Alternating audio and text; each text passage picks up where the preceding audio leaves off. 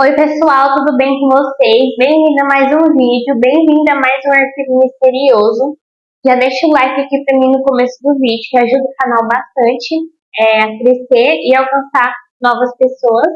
Se você não é inscrito, se inscreva. Me acompanhe também nas minhas redes sociais, que por lá também tem arquivo misterioso. Então vamos lá começar o arquivo misterioso de hoje.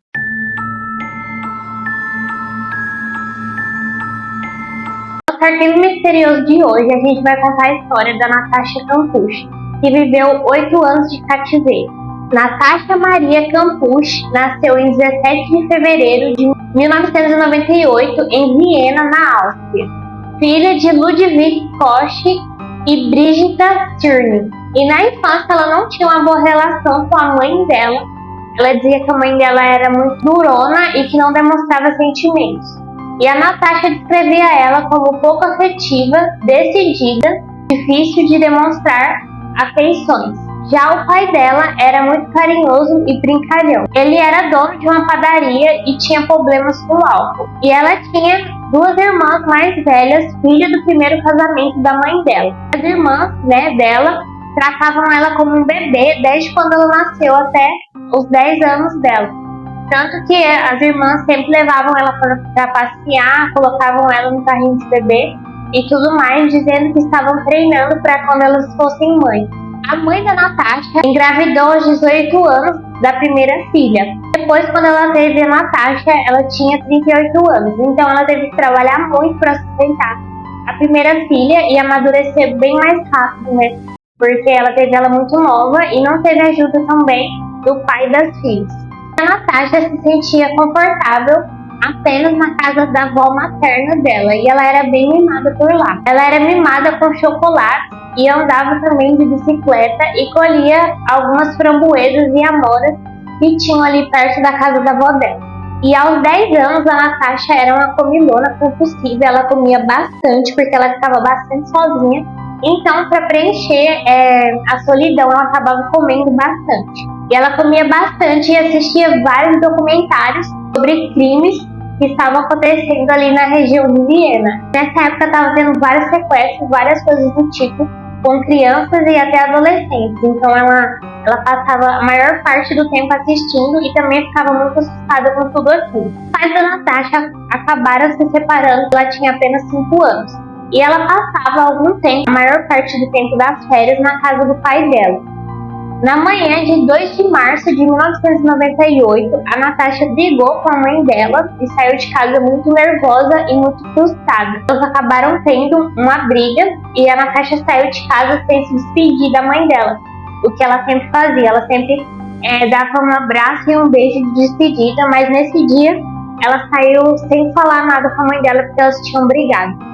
Então a Natasha saiu com um casaco vermelho e uma mochila e foi em direção à escola. E nessa época, cursando a 4ª série. Então ela andou por várias ruas e alguns becos até ela cruzar a rua Rebanweg. Ela avistou uma van branca, um homem moreno dos olhos azuis, parado ao lado da van. E logo de início ela acabou hesitando de passar do lado da van, mas mesmo assim ela seguiu em frente. E assim que ela passou do lado da van, ela acabou sendo agarrada por esse homem e ele jogou ela dentro da van rapidamente.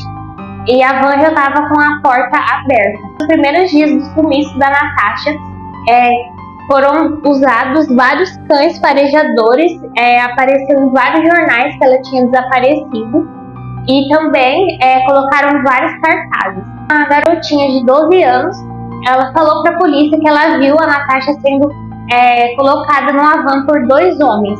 Porém, a polícia não investigou de imediato, a polícia demorou 2 dias para começar a investigar com essa pista. Na semana seguinte, mais de 776 vans foram revistadas pela polícia. E a polícia cometeu um erro que eles avisaram em todos os meios de comunicação, tanto rádio como jornal e tudo mais, eles avisaram que eles iam revistar as vans. Então, daria tempo do sequestrador limpar qualquer vestígio. E foi o que aconteceu. E esse sequestrador era o Wolfgang Prikopil. E a polícia chegou na casa dele, que demorava cerca de meia hora dali da região, verificar a van. E ele disse que usava a van, estava fazendo uma obra na casa dele e estava usando a van para colocar os entulhos. E a polícia achou muito convincente o que ele falou e investigaram a fundo nada do tipo. E o álibi dele é que ele estava na casa dele fazendo a obra, né, no dia do sumiço da Natasha, que foi o dia 2 de março. E tiveram várias especulações de quadrilhas de pornografia infantil e também tráfico de órgãos. E eles até fizeram uma ligação de um serial killer que estava na época, que era o francês Michel Furinetti, e eles falaram que podia ser ele que tinha sequestrado a Natasha para alguma dessas coisas. E a Natasha, quando ela foi sequestrada, ela estava com o passaporte dela, porque recentemente ela tinha feito uma viagem para casa do pai dela, que ficava em um país, ela tinha que levar o passaporte. E esse passaporte estava na mochila dela. Então as autoridades também investiram em outros países para ver se eles achavam algo, né, já que ela sumiu com o passaporte. E teve várias especulações também absurdas falando que a mãe da Natasha poderia estar envolvida no sequestro dela, no sumiço. Talvez ela tinha vendido a própria filha. E na primeira noite de cativeiro, a Natasha fez várias perguntas pro sequestrador, né, pro Wolfgang. Ela perguntou qual que era o tamanho do sapato dele, qual que era a numeração. Porque como ela via vários casos, né, de crimes e tudo mais, os documentários que ela via, ela sabia que ela tinha que colher o máximo de informação. E na primeira noite, ele colocou ela para dormir em um pequeno colchão fino no chão. E ela pediu para ele ler uma história para ela, e ele acabou lendo A Princesa e a Ervilha. E esse livro que ele leu era um livro que ela estava carregando na mochila dela. E nesse tempo ela ficou mantida numa pequena cela de 5 metros quadrados na garagem do Wolfgang. E a entrada ficava escondida na garagem, atrás de um armário. O cativeiro dela, a cela, era feita totalmente sem janelas. A porta era de concreto reforçado com um laço bem pesado, então ela não conseguia sair, dava muito trabalho para ele abrir a porta. Um pequeno local, uma pia, um vaso sanitário, a cama beliche que ela usava para dormir uma parte, e outra parte, a parte das escadas, ela usava para pendurar as roupas dela, usava como varal. E o ar da cela entrava por um tubo ligado a um ventilador vindo do teto da garagem. E o ruído desse ventilador incomodou a Natasha por muito tempo. Ela chegou a ficar muito irritada por conta desse barulho. E nos primeiros 6 meses de cativeiro, ela não tinha permissão para fazer absolutamente nada. Ela não podia sair da cela para tomar banho. Ela tinha que tomar banho na pequena pia que tinha lá. Ela não podia falar com o Wolfgang nem olhar para ele sem a permissão dele. No primeiro ano, ele falava para ela se referir a ele como mestre, e a maioria das vezes ela acabou recusando, e sempre que ela recusava ela acabava apanhando bastante. E com 1 ano e meio de cativeiro, ele disse pra Natasha que ela não ia usar mais o nome dela, para ela escolher outro nome. Ela acabou escolhendo o nome de Bibiane. Em outros anos de cativeiro, esse foi o nome dela. Em dezembro de 1999, depois de 21 meses de cativeiro, a Natasha respirou a primeira vez o ar puro novamente. O Wolfgang deixou ela ir para o jardim passar um pouco de tempo com ele, mas ele sempre ficava na cola dela, nunca deixou ela sozinha. E pouco tempo depois ele acabou falando, né, o nome verdadeiro dele. Depois dela saber o nome dele, ela tinha certeza que ela nunca mais sairia dali. Depois que a Natasha começou a entrar na puberdade, o Wolfgang obrigava ela a dormir algemada na cama dele, e às vezes ela queria dormir, né, na cela dela, mas ele não deixava. Ele algemava ela para dormir junto com ele na cama. E a Natasha, ela nunca falou que ela sofreu abuso ou algo do tipo. Ela disse que se recusava a falar, que era um assunto muito íntimo. Chegou até a sair um filme ou um documentário sobre, e tinha cenas, né, de abuso no filme. E ela disse que não ia falar sobre. Ela não confirmou e nem desmentiu que ela sofreu abuso. Ela só disse que não queria falar. E ela era obrigada a raspar a cabeça, porque o Wolfgang era obcecado por limpeza, então ele não queria ver nenhum fio de cabelo no chão. Então várias vezes ele fazia ela raspar o cabelo. Ela passou por vários períodos de fome, e teve algumas vezes que ela chegou a apanhar mais de 200 vezes em uma semana. E ela era obrigada a limpar a casa quase nua, só de calcinha e boné, e ela tinha que fazer várias vezes a faxina, várias vezes ao dia. Ela também chegou a passar vários períodos de fome, ele quase não alimentava ela direito. E quando o Wolfgang resolveu fazer uma reforma na casa dele, a Natasha, que foi o operário dele, ela fazia tudo, pegava os sacos de cimento e ela que conseguiu finalizar a reforma. Ele não fez nada e nem contratou ninguém. Qualquer erro que ela cometesse, principalmente na cozinha, era motivos para gritos e tapas. A Natasha acabou tentando suicídio 3 vezes e a primeira vez foi em 2004. Ela acabou incendiando alguns papéis sobre uma chapa, fazendo que a fumaça, né, sufocasse ela, porém ela não conseguiu. Com 16 anos, ele acabou diminuindo a comida dela, ele acabou diminuindo 1/4 da comida que ela comia, que já era bem pouco. E nessa idade ela acabou pesando 38 quilos com 1,57 de altura, então ela estava extremamente magra, né, extremamente desnutrida. E a casa dele tinha um interfone para que ele não precisasse descer até onde a Natasha estava, né, no cativeiro, para falar com ela. Então, quando ele não queria descer lá, ele só usava o interfone. E a mãe dele, a Valtrade, ela acabou indo na casa dele algumas vezes.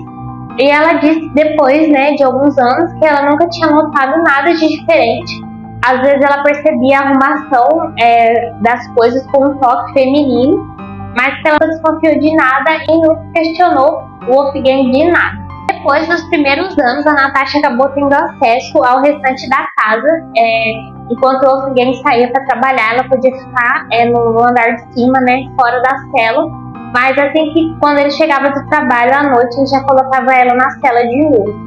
E ele forneceu várias coisas para ela. Ele deixava ela assistir televisão, ouvir o rádio e também ofereceu vários livros e ensinava matemática para ela. E nos últimos anos que ela ficou, né, no cativeiro, ela chegou a ser vista por um dos amigos do Wolfgang, que estava no jardim, e o amigo disse que ela parecia bem, parecia feliz, que ele não desconfiou de nada, que ela parecia normal. Uma vez, um passeio de carro para uma loja de construção, eles estavam indo até essa loja e o carro dele, né, a van, ela foi abordada por um policial que estava ali fazendo abordagem de rotina. Então ele pediu os documentos do Wolfgang e ele entregou. E a Natasha ficou com medo, né, porque ela sofria várias ameaças, então ela ficou com medo de demonstrar alguma coisa. O Wolfgang também ameaçava ela de morte várias vezes. Então ela ficou com muito medo e acabou não falando nada. E o policial disse que ele parecia bem gentil e acabou liberando eles. E pouco antes da Natasha fazer 18 anos, o Wolfgang levou ela até uma estação de esqui para eles se divertirem um pouco. E na cabeça dele, eles estavam agindo como um casal, né? Ele queria forçar a Natasha a ser uma parceira dele, né? Então, na cabeça dele, ele falava que eles eram um casal. Ele queria estabelecer, né, uma vida normal, né, com passeios e coisas do tipo. E foi a primeira vez em 7 anos que a Natasha ficou livre mesmo, sem ser na casa deles. Ela estava em campo aberto ali no ar livre mesmo. Todo o Wolfgang ficou perto dela, lembrando que se ela fizesse qualquer coisa, ele mataria a pessoa que ela pedisse ajuda. Então ela ficou com muito receio, ficou com muito medo. Ela conseguiu ficar sozinha, sem ele, foi quando ela foi ao banheiro. E quando ela entrou no banheiro não tinha ninguém. Mas logo depois, quando ela estava quase saindo, ela viu uma mulher. Então ela criou coragem e pediu para essa mulher ajudar ela. E ela disse que ela era Natasha Kampusch e que ela tinha sido sequestrada. Porém a mulher só acenou com a cabeça e deu um sorriso e foi embora.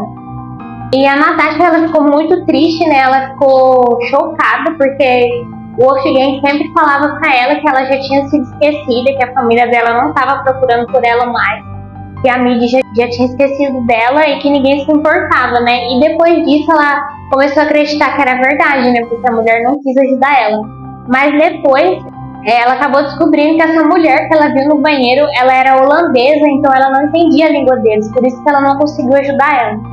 Outras vezes também a Natasha tentou atrair a atenção das pessoas, mas várias vezes todo mundo ignorava e ela nunca conseguiu chamar a atenção suficiente para alguém conseguir ajudar ela de verdade. E o Wolfgang chegava a bater nela várias vezes até ela ficar roxa e depois ele pegava uma câmera e começava a fotografar ela. E o Wolfgang colocava tanto medo nela que ele falava que as janelas estavam com trancas com explosivos e que ela dormia com granadas embaixo da cama. Então, se ela tentasse qualquer coisa, ela morreria ali mesmo na hora. Ela prometia para si mesma que ela iria ficar forte e saudável e ia conseguir sair dali. E em 23 de agosto de 2006, quando a Natasha tinha 18 anos, ela estava no jardim limpando o aspirador de pó e o Wolfgang estava lá perto dela. E às 12 horas e 53 minutos, ele recebeu uma ligação. A Natasha estava limpando o aspirador, então estava fazendo muito barulho. Então o Wolfgang se afastou dela para ir para outro lugar para poder falar no telefone sem todo aquele barulho. E a Natasha, percebeu ali uma oportunidade de fugir. Então ela saiu dali, começou a correr sem parar. Ela começou a correr muito sem olhar para trás, que ela estava com muito medo do Wolfgang estar seguindo ela. E ela viu 3 pessoas, um homem idoso, um menino e um homem adulto. Então ela pediu para eles ajuda, falou que era a Natasha Campos, que ela precisava de um telefone para ligar para a polícia. Porém, eles não ligaram, eles seguiram em frente e falaram que eles não tinham telefone. E eu fico muito intrigada com isso, porque ninguém ajudou ela. Eles podiam ter parado ela ali, e falado para ajudar, mas não, só falaram que não tinha telefone e seguiram em frente. Então ela continuou correndo pela vizinhança, e ela correu cerca de 200 metros até a casa de uma vizinha. E até que ela viu uma senhora na casa dela, na rua N, e ela viu essa senhora e ela começou a gritar, falando que era a Natasha Campos, que ela precisava de ajuda. E a dona da casa, a senhora Inge, ela disse para Natasha não pisar no gramado dela para ela ficar do outro lado da cerca. E ela chegou a dizer por que a Natasha escolheu a casa dela para pedir ajuda, porque tinha tantas outras pessoas, por que a Natasha foi escolher justamente a casa dela. Ela disse para Natasha guardar do outro lado da cerca para não pisar na grama enquanto ela ligava para a polícia. E assim que a polícia chegou, a Natasha ficou muito chocada, porque eles pediram para ela ficar onde ela estava e colocar as mãos para cima, como se ela fosse uma criminosa, ou algo do tipo. Então imagina o trauma, Ela sabia que na cabeça dela, como o Wolfgang tinha manipulado ela todo esse tempo, falando que todo mundo tinha esquecido dela, e as pessoas ainda tratavam ela desse jeito, Então imagina como que ela ficou assim de início. E aí os policiais fizeram várias perguntas rápidas para ela, e finalmente o sequestro tinha acabado depois de 3.096 dias. E a Natasha foi identificada pelo passaporte e pela cicatriz que ela tinha de nascença. Apesar de estar muito magra e pálida, ela foi encontrada em boa saúde. Ela estava pesando 48 quilos, que era aproximadamente o peso que ela tinha quando ela tinha 10 anos. Então ela não tinha engordado quase nada e também não chegou a crescer tanto. Ela tinha crescido apenas 15 centímetros. E pouco depois dos policiais chegarem lá, já tinha sido espalhada em vários jornais, os noticiários, rádios e tudo mais, que ela estava ali, que ela tinha sido encontrada, depois de 8 anos, depois de 3.096 dias. Então, para ela sair dali já foi muito difícil. Então, os policiais pegaram um cobertor, colocaram, no rosto dela para proteger a imagem dela, tanto que essa imagem repercutiu aí vários tempos. Então, eles levaram ela para a delegacia. E os pais da Natasha e a família dela foram avisados que ela tinha sido encontrada, e os pais dela ficaram chocados, eles não acreditavam, muito felizes. E o encontro deles foi com muito choro, muita gritaria, e a Natasha estava bem assustada porque ela não estava acostumada mais com todo aquele afeto. Então ela ficou meio com receio, mas ela também ficou muito feliz. E o pai dela, ele fez questão de procurar a cicatriz de nascença dela para ter certeza que era ela. E o pai dela, depois que a Natasha sumiu, ele acabou se separando da mãe dela, se divorciando de verdade, que no começo, quando ela tinha 5 anos, eles tinham só se separado, mas eles não tinham se divorciado. E ele também acabou virando alcoólatra depois que a Natasha foi sequestrada. Porém, depois de reencontrar a família, a Natasha não teve permissão para poder ir com eles, para ficar com eles. Ela já também sob custódia para fazer sua investigação, exames e tudo mais. Então ela foi levada para um hotel ali nas redondezas, e esse hotel ficou totalmente protegido por vários homens armados. A polícia ficaram ali na porta para proteger ela, porque até então ninguém sabia onde estava o Wolfgang, e eles ficaram com medo dele querer se vingar ou fazer alguma coisa com a Natasha. E horas depois da fuga da Natasha, ninguém sabia do Wolfgang, ele tinha simplesmente desaparecido. E ele sabia que a polícia já estava atrás dele, porque ele viu nos noticiários e tudo mais. Então ele acabou saindo ali da casa imediatamente. Teve um último encontro com um amigo dele, o Ernest Joseph Phil, ele encontrou o Ernest no shopping e lá ele falou que ele era o sequestrador da Natasha, que ele tinha mantido ela todo esse tempo na casa dele, em cativeiro. E depois esse amigo dele deu depoimento e disse que o Wolfgang queria ter uma companheira, né? Porém, ele era muito desajeitado e muito tímido, então ele não conseguia arrumar ninguém, por isso ele acabou sequestrando a Natasha para basicamente, né, ser a companheira dele. E ele se inspirou no personagem do livro e do filme O Colecionador, de John Fowles, e ele acabou se inspirando nesse livro e nesse filme. O filme, né, basicamente o personagem principal, ele captura e sequestra uma garotinha para que ela crescesse e aprendesse a amá-la. E foi o que ele tentou fazer, né, com a Natasha. Logo depois desse encontro, o Wolfgang foi para uma estação de trem, acabou se suicidando na frente do trem. E ele foi enterrado em 8 de setembro. Então agora eu vou falar um pouco para vocês sobre a vida do Wolfgang. Wolfgang Prokofiev nasceu em 14 de maio de 1962 em Viena, na Áustria. Filho único de Karl e Waltraud Prokofiev. O pai dele era vendedor de uma empresa de bebidas.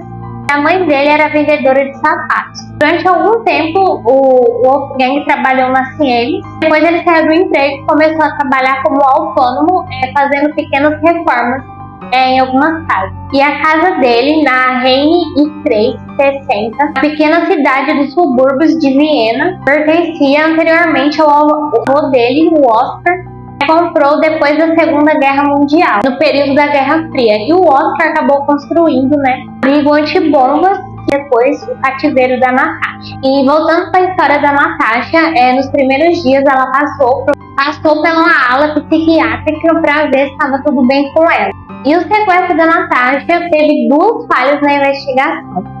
A primeira delas foi que a polícia demorou, né, para investigar sobre as vans, né, que a garotinha tinha falado, terem avisado que eles iam revistar as vans, né, eles não deveriam ter avisado, assim como não deve até hoje.